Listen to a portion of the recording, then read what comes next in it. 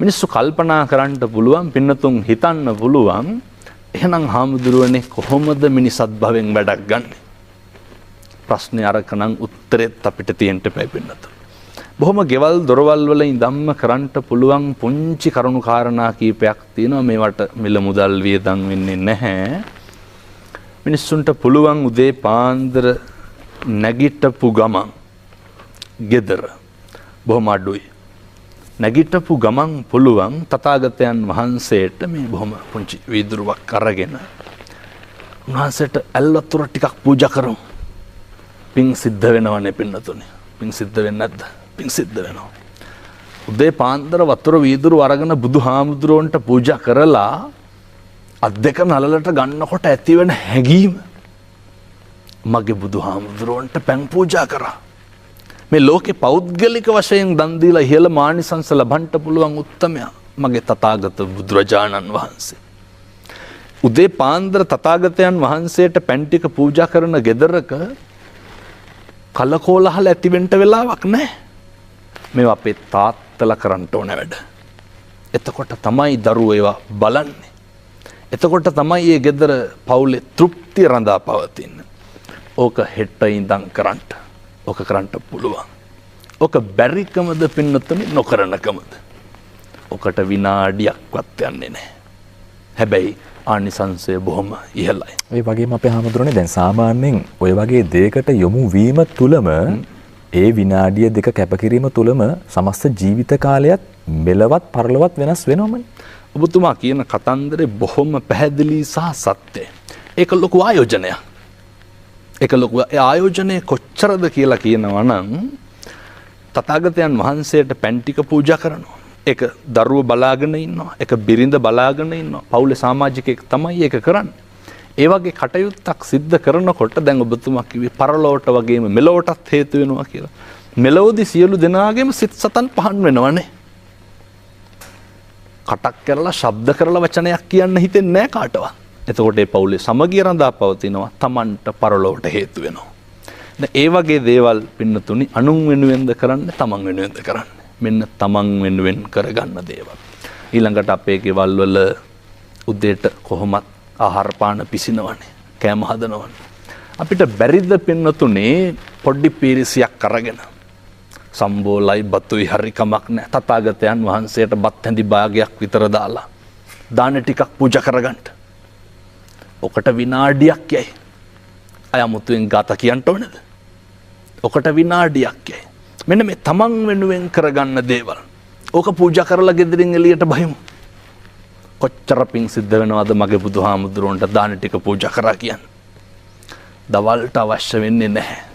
මිනිස්සු හරි කාර්ය බහුලයිනේ. කාර්ය බහුලයි. හැන්දෑවට බැරිද අපිට බුදුහාමුදුරුවන්ට ගිලම්පසට කහට කෝප්පයක් තියාගන්න? අපූර්වට කරන්න පුළුවන්. මේවා කරන්න ඕන පින්නතුනි අපේ දරුවොත් එක්ක. දරුවොත් එක්ක මේවා කරනකොට දරුවෝ අකුසලයට නොමගට නරක පැත්තට තමන්ගේ ජීවිතය හැඩගස්ව ගන්න එක නවතිනවා. අවුරුදු 7 8 ඉඳන් ගෙදරක පින්නතුනේ පැන් ටික පූජා කරන උදේට හැන්දෑවට අම්මයි තාත්තයි දරුවෝයි බුදුන් වඳිනවනේ. එතකොට කොච්චර සමගියක් තියෙනවද? අද අපේ කොච්චර අපේ රටේ ලංකාවේ පවුල් ප්‍රශ්න තියෙනවද? මම හිතන විදිහට සතියකට හරි මාසයකට හරි පවුල් 400ක් විතර දික්කසාත වෙනවා. කොහොම හරි අපි හැමෝටම විවාහ වෙනවට වඩා ප්‍රතිශතයක් අනිත් පැත්තට වැඩි. මේවා නවත්ත ගන්න පුළුවන්. ඔබතුමා සිහිපත් කරේ එළවදිත් මෙලවදිත් මේවා ඵල විපාක දෙන්න කර්ම කියලා. මෙලවදිම මේ වගේ ප්‍රතිඵල භුක්ති විඳින්න පුළුවන්. ඒ නිසා පින්වත් සියලු දෙනාම කල්පනා කරගන්න මේක දෛනිකව සිද්ධ කරන්න.